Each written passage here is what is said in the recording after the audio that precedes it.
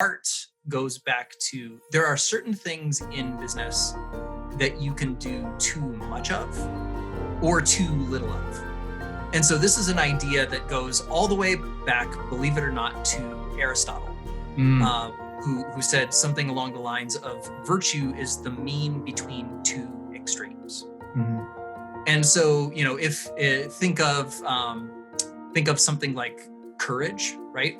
So courage is something that we can all aspire to. The absence of courage is cowardice. That's a bad thing, something to be avoided. The polar opposite, so having way, way, way, way too much, is hubris, getting into situations that you should not be in because you are so overconfident in your abilities or your ability to make a difference in this particular area. So you're trying to shoot for the middle point between those two extremes. I think a lot of the art in business is understanding these fundamental principles, which really do govern what businesses are, how they work, what it means to do it well. And then finding that middle point of focusing enough on certain things, but not too much or too little.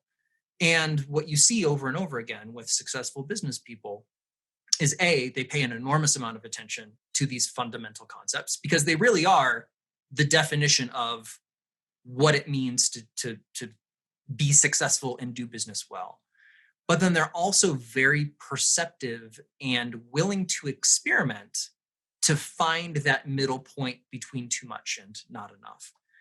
And so I think this makes, to me, business one of the most fascinating areas of human existence because it's so multidisciplinary and it's so important, to the function of our society, to our day-to-day lives.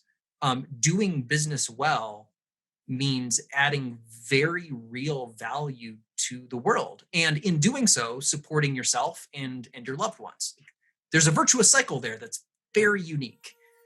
And so, I like to think about business is something that you can master in the sense of understanding what's important and having knowledge and experience to do it well. And then the art is finding that middle point between not enough and too much.